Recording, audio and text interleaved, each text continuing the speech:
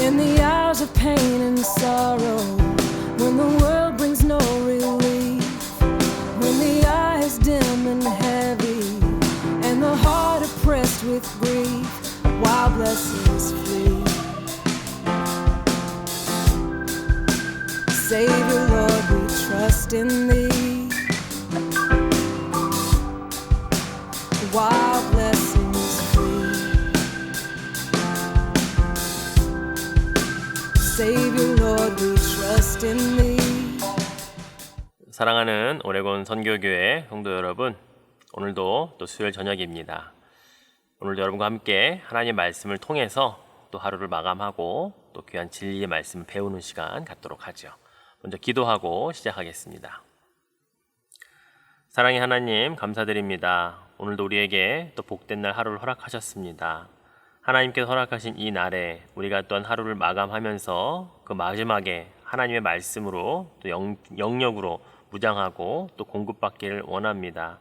이 시간 주의 성령이여 우리의 육신은 피곤할지라도 함께 하셔서 오늘도 말씀 중에 위로하시고 또 새로운 깨달음으로 오늘 하루 또 우리의 삶에 지혜가 있게 하여 주옵소서. 모든 것을 주께 맡기며 예수님의 이름으로 기도드립니다. 아멘. 네, 오늘은 제10과 애굽 땅 고센이라고 하는 지역에 대해서 함께 살펴보겠습니다. 하나님이 먼저 나를 보내셨나니, 요셉의 고백이죠. 먼저 우리 성경 먼저 같이 읽고 하죠. 창세기 45장 1절부터 15절까지의 말씀입니다. 요셉이 시종하는 자들 앞에서 그 정을 억제하지 못하여 소리질러 모든 사람을 자기에게서 물러가라 하고 그 형제들에게 자기를 알리니 그때에 그와 함께한 다른 사람이 없었더라. 요셉이 큰 소리로 우니 애굽 사람에게 들리며 바로의 궁중에 들리더라.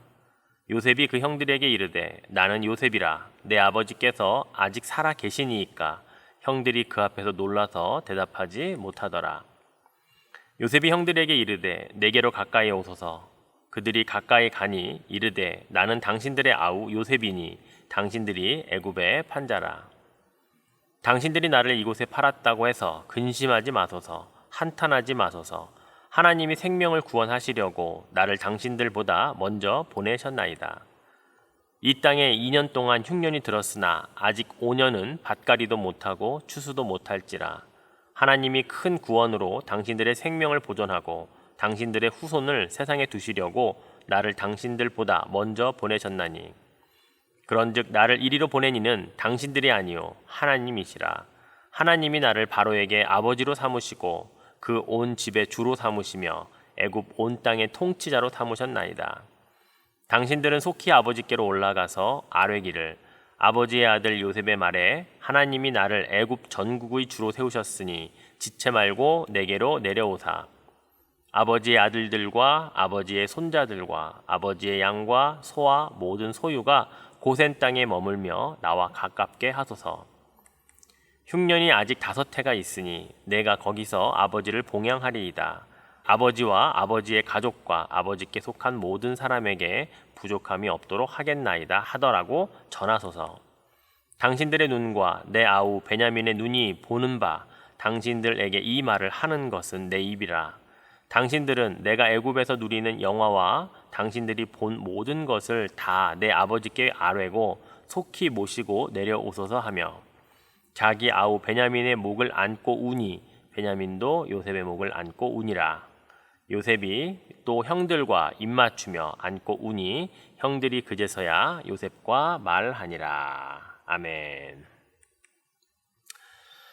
네, 우리는 지난 시간에 2주간에 걸쳐서 베델과 또 야복 나루에 대해 살펴보았습니다. 바로 야곱이라고 하는 인생 극장에 우리가 1막에서 2막으로 넘어가며 또 2막에서 3막으로 넘어갈 때 그 중간 장소였던 베델과 야복 나루를 살펴보았죠. 1막은 부모님과 함께 그리고 형 에서와 함께 살면서 그 안에서 또 팥죽 한 그릇으로 장자권을 또 사기도 하고 아버지의 축복 기도를 받았던 바로 브엘세바에서의 삶이었습니다. 그런데 그 형과 아버지를 속인 것 때문에 이제 제 이막의 장소인 하란으로 도망가는 그 중간에 베델에서 하나님을 만나게 되지요. 자, 속이는 자였던 야곱이 또 속이는 자를 속이는 자였던 외삼촌 라반을 만나서 또 하란에서 약 20여 년간 인생살이를 고달프게 하게 됩니다. 그러나 두 명의 또 아내와 또 두 몸종까지 해서 그 사이에서 11명의 아들과 딸 하나를 얻고 많은 재산을 가지고 이제 제3막 다시 고향으로 돌아오는 그 과정에 결국은 형과 만나기 전에 야복 나루에서 천사와 씨름하는 또 그 과정을 보았습니다. 자, 이제 고향으로 돌아온 이제 야곱은 이제 거기서 이제 베냐민까지 얻어서 12아들을 거느리고 이제 또 삶을 살게 되지요. 그러다가 사랑하는 아들 라헬의 첫째 아들이었던 요셉을 잃어버리게 됩니다.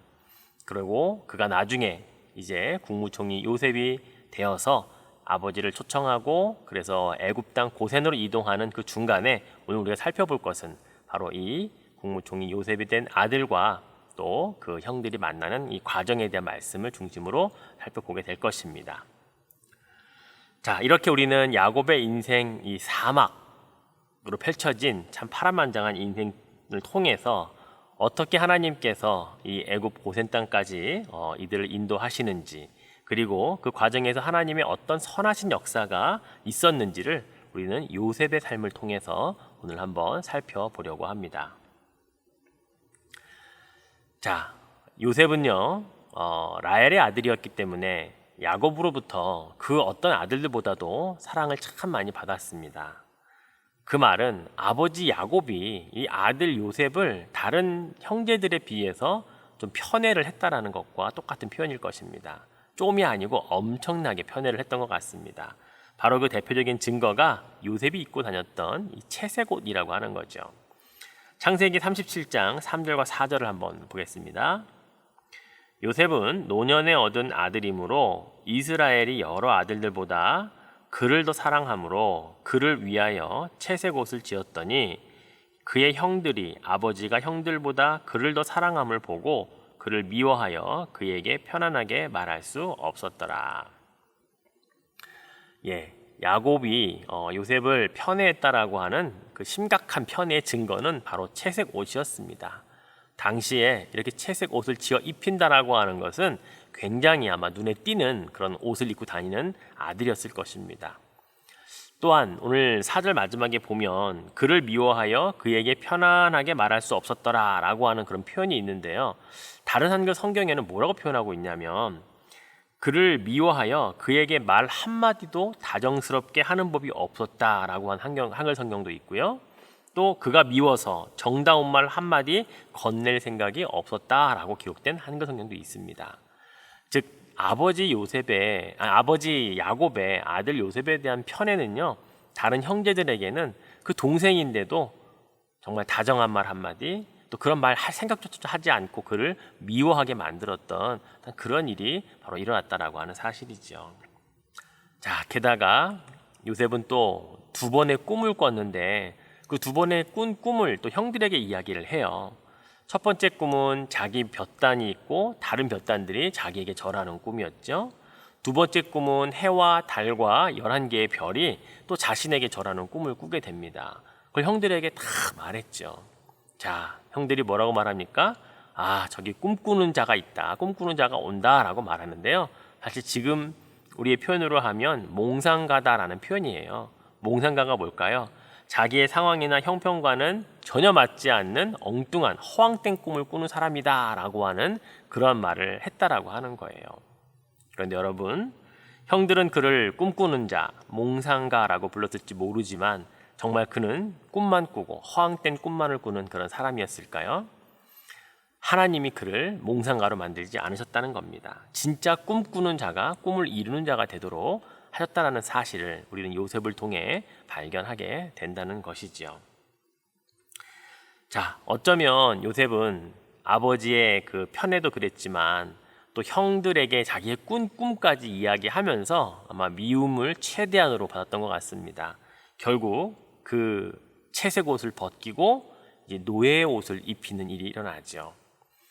요셉은 이제 노예의 옷을 입고 저 멀리 애굽 땅 이제 보디발의 집에 이제 노예로 들어가게 됩니다. 당시에 이 시위대장이었던 보디발, 지금으로 말하면 바로 왕의 경호대장, 경호실장쯤 되는 직급이었을 것입니다. 그러니까 대단한 집안에 노예로 들어간 것이죠. 자, 그러나 이곳에서부터 이제 요셉은 힘들고 어려운 삶들이 시작이 되지만 그 가운데 하나님이 함께 하시는 놀라운 형통의 복 또한 계속해서 누려간다는 것을 우리로 보게 합니다. 자, 사실 꿈이라고 하는 것을 통해 미움을 받았잖아요. 그런데 우리가 잘 알고 있듯이 나중에 바로 앞에까지 서게 되는 계기가 뭐예요? 바로 감옥에 있을 때 술 관원장과 떡 관원장의 꿈을 해석해 준 것이 계기가 되지 않았습니까? 그렇습니다. 사실 이 꿈이라고 하는 것 때문에 형들에게 미움을 받아서 애굽의 노예로 팔리기도 하지만 이 꿈이라는 것 때문에 결국은 바로 앞에서 바로의 꿈까지 해석해 주면서 국무총리가 된다고 하는 사실, 우리는 지금 어쩌면 우리가 당하고 있는 어려움이나 또 힘든 상황들이 이것 때문에 그래 라고 말하는 것이 있을지 몰라요.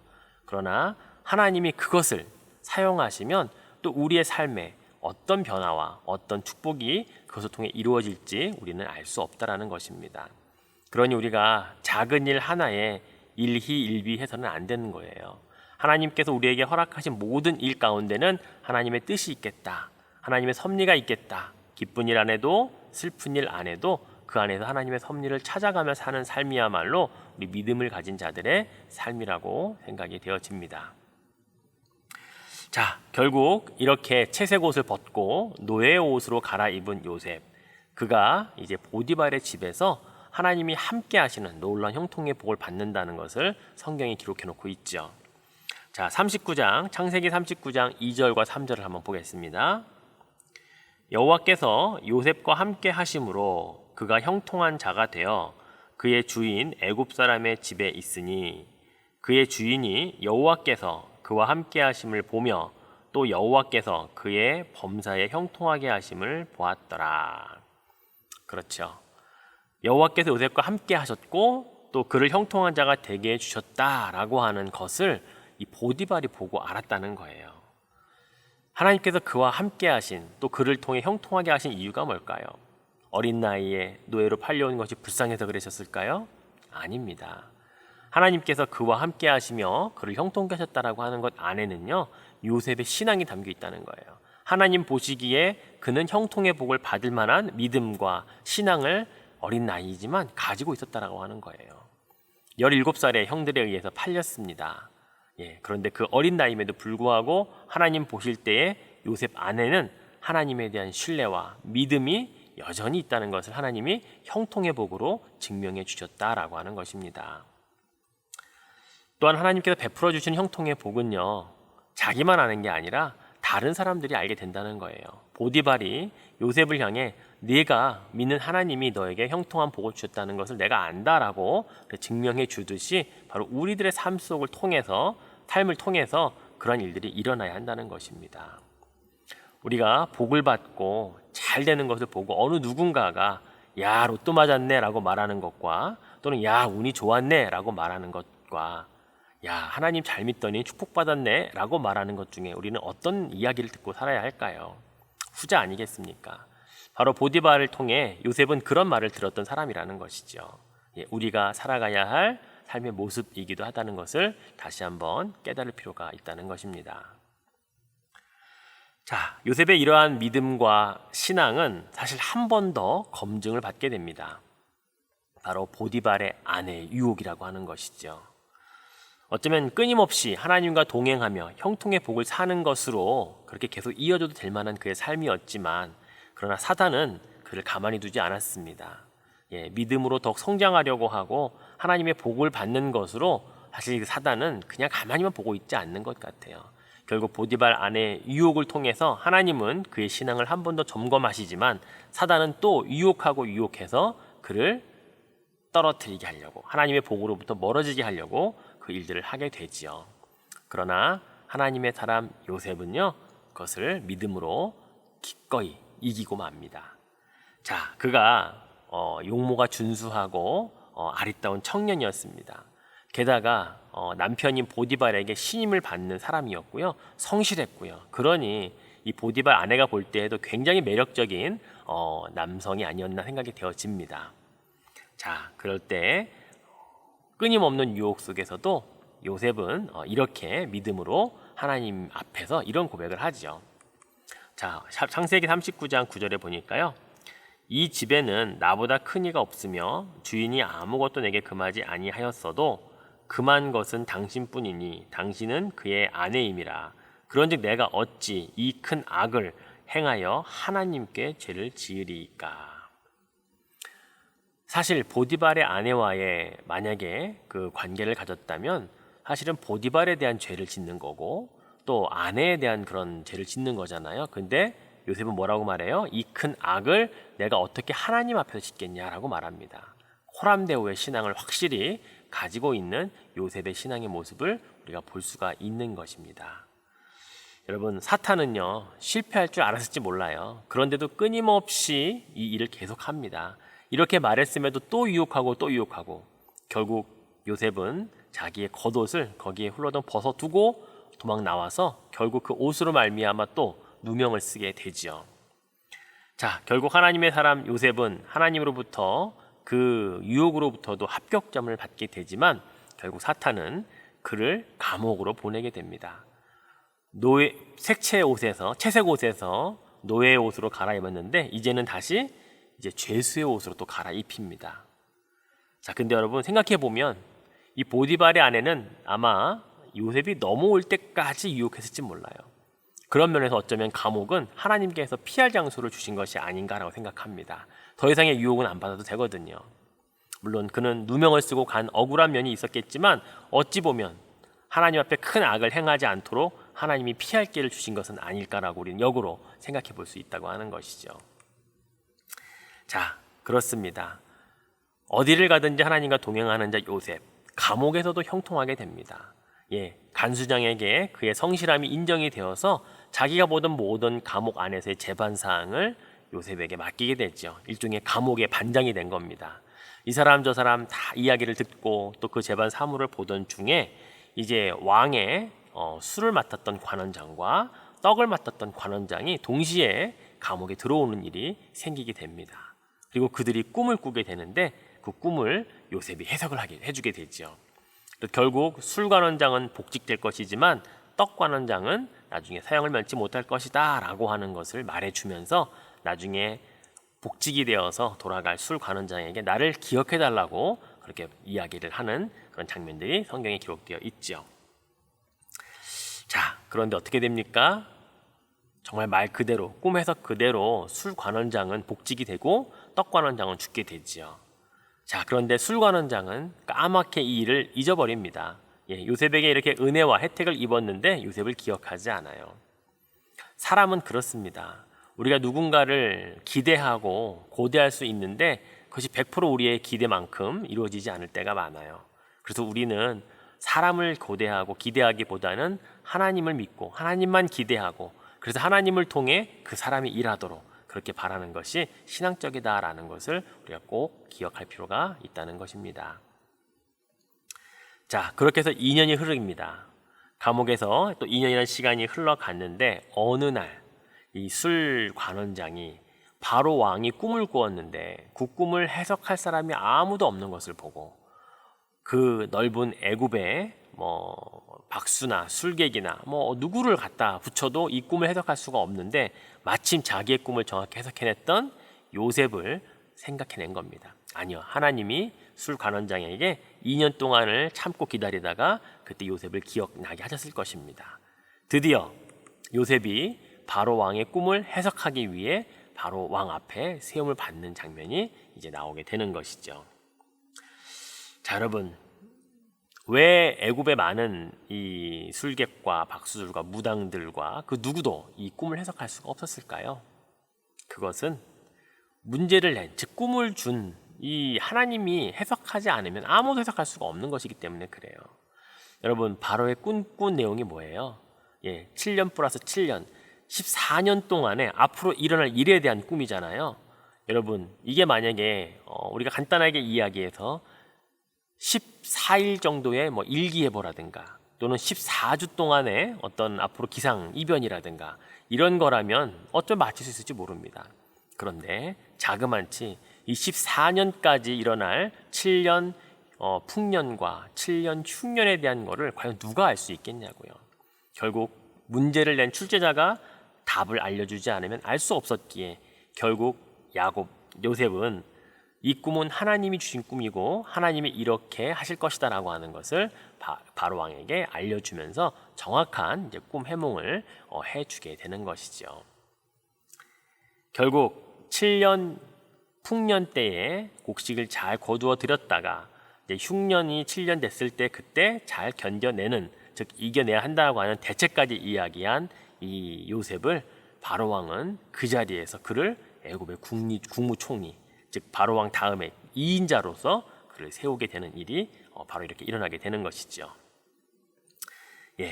참 총명했을 것입니다. 보기에 젊은 이 30세밖에 되지 않은 청년이 하는 말이 아마 바로 왕의 귀에 쏙쏙 들리면서 야 정말 이 사람이구나라고 했을지 모릅니다.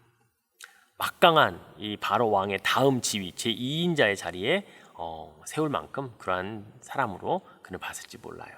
그런데 여러분, 요셉의 지금 신분이 뭐예요? 죄수입니다. 지금 외국인이에요. 노예로서 들려온 외국인이라고요. 나이도 30살밖에 안 먹은 청년입니다. 근데 어떻게 한 나라에, 그것도 애굽이라고 하는 이 대국의 국무총리로 그 자리에서 발탁을 할 수가 있었을까요? 드라마나 영화라면 가능하겠죠. 근데 이건 역사이지 않습니까? 근데 여러분, 역사, 히스토리, 히즈 스토리, 바로 그의 이야기, 바로 하나님이 이끌어 가시는 이야기가 역사이기에 이것이 하나님의 섭리라면 가능하다라는 것을 우리는 알 수가 있습니다. 제가 고대 이집트의 역사를 잠깐 설명을 해드릴게요. 어떻게 해서 요셉이 이렇게 그 자리에서 꿈에서 한 번 잘했다고 총리로 이렇게 세움받을 수 있을까? 깜짝 발탁을 지금 등용이 된 거잖아요. 고대 이집트의 그 역사를 보면요, 수천 년 동안, 약 6천 년 동안이라고 보는 학자들도 있거든요. 그 긴 기간 동안에 요셉이 국무총리로 있던 때, 그때의 왕조를 힉소스 왕조라고 합니다. 그런데 이 힉소스 왕조는요, 이 수천 년의 이집트의 역사 가운데 사실 단 1세기 반, 약 150년 정도만 왕권을 차지했던 왕조입니다. 이들은 다른 지역에 있다가 이집트로 쳐들어와서 이집트를 장악한 민족이고 왕조였기 때문에 그래요. 여러분, 이집트가 어디에 있습니까? 북아프리카에 있단 말이에요. 우리가 아프리카 그러면 흑인, 백인이 아닌 흑인들이 다스리는 원래 왕조였던 것이죠. 그런데 여러분, 힉소스는 백인 계열의 이 셈족이었다는 거예요. 함족이 아니고 셈족의 이 계열의 힉소스가 고대 이집트에 쳐들어와서 왕조를 빼앗고 찬탈했던 기간이 고대 이집트 역사의 딱 1세기 반, 150년. 그런데 그 안에 바로 요셉이 있었던 것이죠. 요셉도 셈족이 아닙니까? 그러니 이 바로 왕이 볼 때에는요, 같은 셈족인 거예요. 그러니 그를 발탁하는데 사실은 걸림돌이 많이 제거될 수 있었다는 사실입니다. 여러분, 그래서 이것을 우리가 하나님의 섭리라고 말하는 거예요. 어쩌면 하나님은 이 요셉을 이 땅의 국무총리로 세우기 위해 이미 150년 동안 힉소스 왕족이 이 애굽을 차지할 수 있도록 섭리를 하셨다라고 우리는 그렇게 믿는 것이죠. 바로 이러한 일들을 통해 국무총리 요셉이라는 이야기가 생겨났던 것을 우리는 믿음으로 볼 수 있어야 한다는 것입니다. 하나님의 섭리는 그래서 인류 역사예요.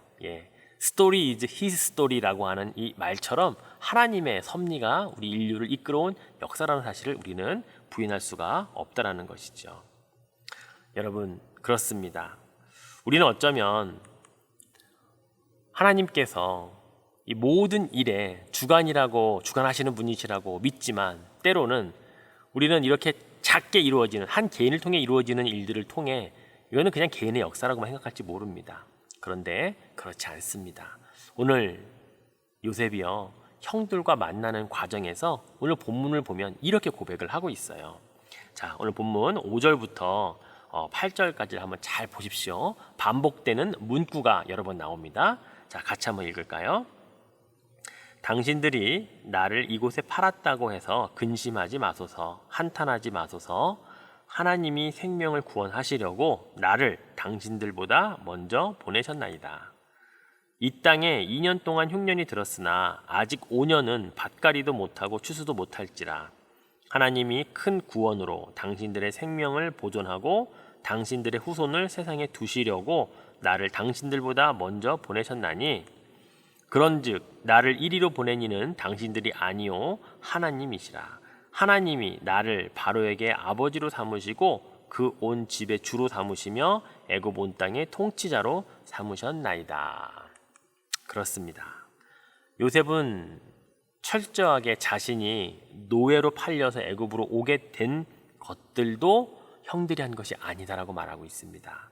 하나님이 하셨으며 지금 이 자리 국무총리로 있게 된 것은 형들뿐만이 아니라 우리 아버지, 그리고 우리 모든 가족, 그리고 우리 후손들까지도 생명을 주시려고, 구원하시려고 나를 먼저 이곳에 보낸 것일 뿐이다 라고 그런 이야기를 하고 있는 장면이에요.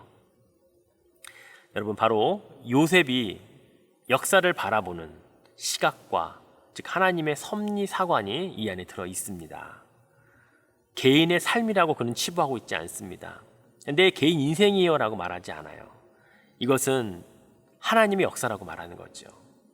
근데 때로 우리는 나의 이 삶이, 나의 이 70, 80평생 이 인생이 무슨 역사와 상관이 있어 라고 우리는 생각할지 모릅니다. 그런데 요셉은 그 역사와는 그렇지 않았다라는 거예요. 그가 애국과 같은 큰 나라의 국무총리와 같은 높은 자리, 큰 인물이 되었기 때문에 그렇게 말할 수 있어 라고 또 생각할 수도 있습니다. 그런데 여러분, 그런데 하나님도 그렇게 생각하실까요? 아닙니다. 우리들 각자의 인생을 통해서도 하나님은 이 땅에 섭리를 펼치고 계신다는 사실을 우리는 믿어야 합니다. 나 한 사람으로 인해 혹시 내 남편이나 내 아내가 구원받는 역사가 있진 않았습니까? 나 한 사람으로 인해서 다른 누군가가 복음을 듣고 하나님의 사람으로 쓰임받고 있지는 않나요? 나 한 사람이 섬긴 한 선교사님을 통해 그 땅의 누군가는 그 나라와 그 민족을 복음화시킬 하나님의 사람으로 자라가고 있지는 않을까요? 그래요, 여러분.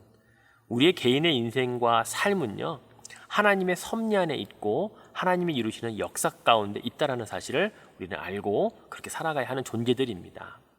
His story. 이것은 우리의 인생과 아무런 상관이 없는 그냥 하나님이 하시는 일이 아니라 하나님의 섭리는 내 개인의 역사에도 여전히 미치고 있고 섭리하고 있다는 사실을 우리가 알아야 된다는 것이죠. 그만큼 우리는 중요한 존재로 이 땅 가운데 살아가고 있다는 사실입니다. 나를 먼저 미국 땅에 보내신 이유가 뭘까요? 요셉을 먼저 애굽 땅에 보내셔서 430년이라고 하는 시간이 지난 후에 그 땅에서 누가 나옵니까? 모세가 나오고 여호수아가 나오고 갈렙이 나오지 않습니까? 나를 먼저 이 땅에 보내신 이 땅에서 혹시 내 후손들 가운데 이 미국을 구원할 모세와 같은, 여호수아와 같은 인물이 나오진 않을까요? 우리가 믿음으로 살 때 그러한 일들이 가능하다는 것을 기억해야 됩니다. 왜요? 하나님이 나를 이곳에 먼저 보내셨기 때문이라는 사실이죠. 사랑하는 성도 여러분, 바로 우리의 삶은 이런 믿음을 가지고 하나님의 섭리 안에 살고 있음을 우리는 기억할 필요가 있는 것입니다. 말씀을 맺겠습니다. 하나님의 섭리 속에 야곱은 고향 브엘세바를 떠나서 이제 애굽 땅, 이 고센이라고 하는 곳에 오게 됩니다. 특별히 고센 땅 가운데서도 람셋이라고 하는 곳으로 70명의 가족을 다 이끌고 이제 이주를 하게 되죠. 자, 창세기 47장 11절에 보면 요셉이 바로의 명령대로 그의 아버지와 그의 형들에게 거주할 곳을 주되 애굽의 좋은 땅 람셋을 그들에게 주어 소유로 삼게 하고, 이 고센 땅은 삼각주, 즉 나일강의 이 하류에 있는 이 삼각주에 아주 풍부한 강수량이 있는 북아프리카의 최대의 어떤 농경지와 같은 곳입니다. 또 그 가운데에서 람셋이라고 하는 곳은 당시 애굽의 또 하나의 어떤 요새였거든요. 그러니 사람들이 살 수 있는 최적의 장소였던 것입니다. 이곳을 주었다고 하는 것이에요. 이 고센이라고 하는 말의 의미가요, 땅 중에 좋은 땅이라고 하는 의미를 가지고 있더라고요. 예, 그러니 이 땅에 이 70명이 이주해서 430년간을 살며 나중에 출애굽할 때 약 200만에서 250만 명이나 되는 엄청난 이 숫자의 한 민족을 형성하는데 하나님은 이 좋은 땅을 그들에게 허락하셨다라는 것을 우리가 볼 수 있는 것입니다. 결국 요셉 한 사람을 먼저 보내서 하나님이 그 일을 하신 거예요. 요셉도 그렇게 고백하잖아요. 하나님이 나를 먼저 보내셨나니 라고 고백하며 그를 통해 하나님의 역사가 이 땅 가운데 이루어질 것을 그는 믿음으로 보고 있는 고백이었던 것입니다. 사랑하는 성도 여러분, 그래서 우리가 배워야 할 것이 있어요. 요셉의 이 역사관, 이 요셉의 하나님의 섭리 사관을 배워야 합니다.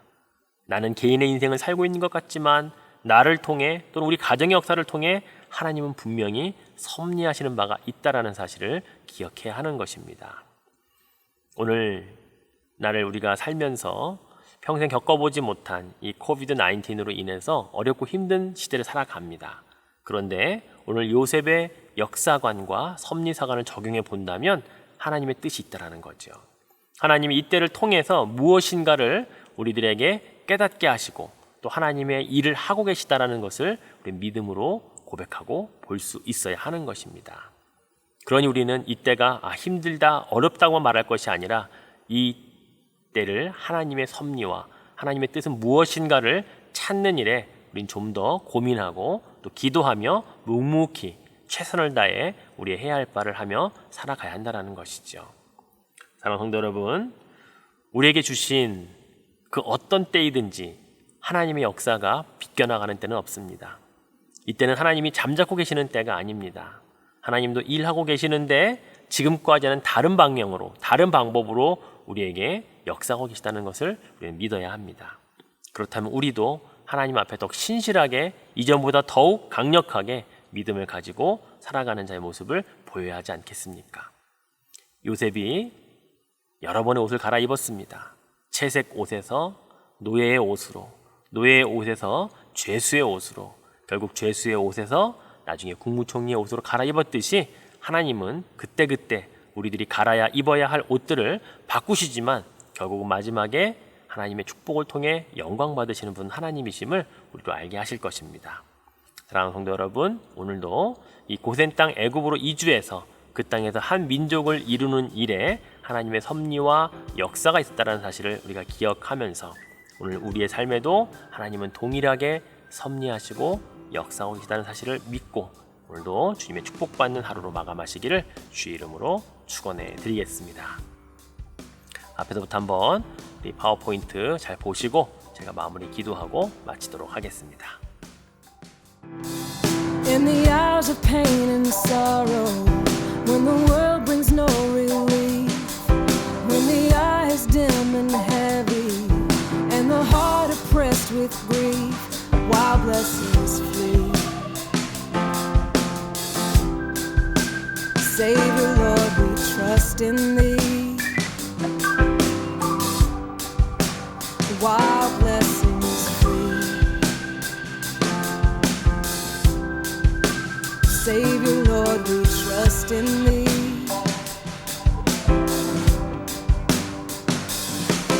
When the snares of death surround us, pride, ambition, love of ease, mammon with her false allurements, words that flatter, smiles that please, then ere we yield.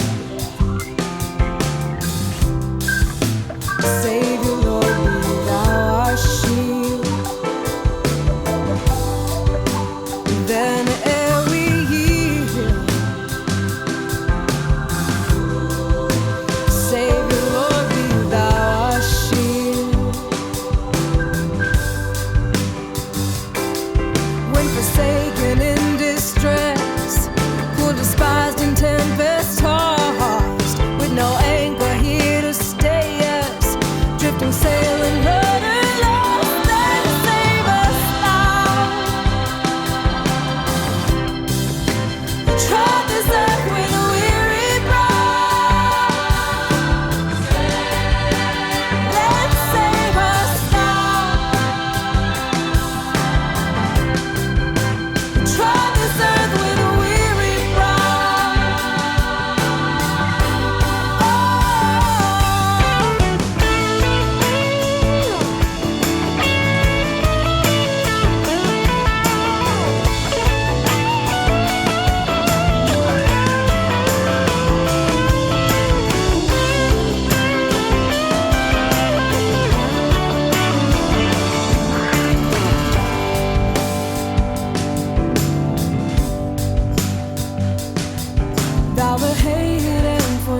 forsaken, thou the bearer of the cross, crowned of thorns and mocked and smitten, counting earthly gain but loss, when scorned are we.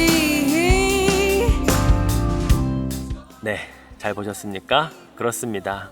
예, 참 파란만장한 야곱의 인생 이후에 더 파란만장했다고 할 수 있는 이 요셉의 이 젊지만 짧은 그 인생에서 보여준 여러 가지 사건들.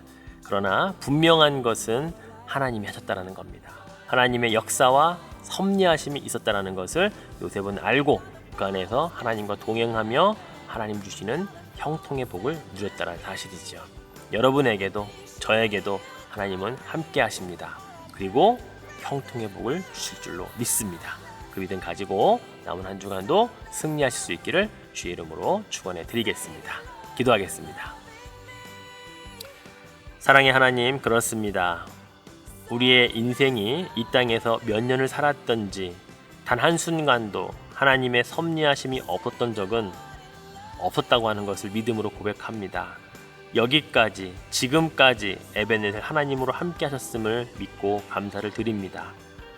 오늘 우리는 요셉이라고 하는 젊은 청년을 통해 하나님이 그를 어떻게 사용하시려고 그를 이끄시고 인도하셨는지를 보았습니다.